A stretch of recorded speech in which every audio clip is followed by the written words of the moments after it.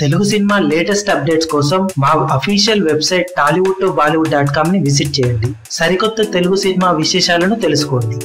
Mega power star Ram Charan నటించిన latest movie ధృవ demonetisation కూడా ఎదుర్కొని సూపర్ సక్సెస్ గా నిలిచిన ఈ సినిమా టోటల్ గన్ లో 58 కోట్లకు పైగా షేర్ కలెక్ట్ చేసి డిసెంబర్ లో అత్యధిక షేర్ సాధించిన తెలుగు సినిమాగా చరిత్రకెక్కింది. కాగా రీసెంట్ గా ఈ సినిమా హిందీలో డబ్బై టెలికాస్ట్ కానుండగా అక్కడ ఈ సినిమాకు ఒక అరుదైన గౌరవం దక్కిందని విశ్లేషకులు అభిప్రాయపడుతున్నారు.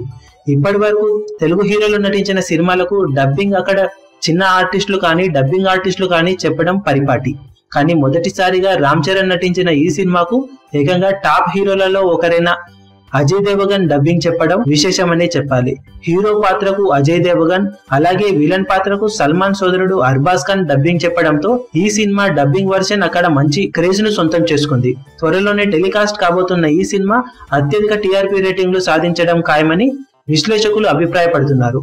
ఇలా స్టార్ హీరో నటించిన సినిమాకు డబ్బింగ్ వర్షన్ అయినా ఓ స్టార్ హీరో డబ్బు చెప్పడానికి సిద్ధమవడంతో ఇలాంటి అరుదైన ఘనత సాధించిన సినిమాగా ధృవ సరికొత్త రికార్డు నెలకొల్పింది. ఇక రామ్ చరణ్ నటిస్తున్న అప్కమింగ్ మూవీ రంగస్థలం 1985 వచ్చే సంక్రాంతి కానుకగా ప్రేక్షకుల ముందుకు రానుంది.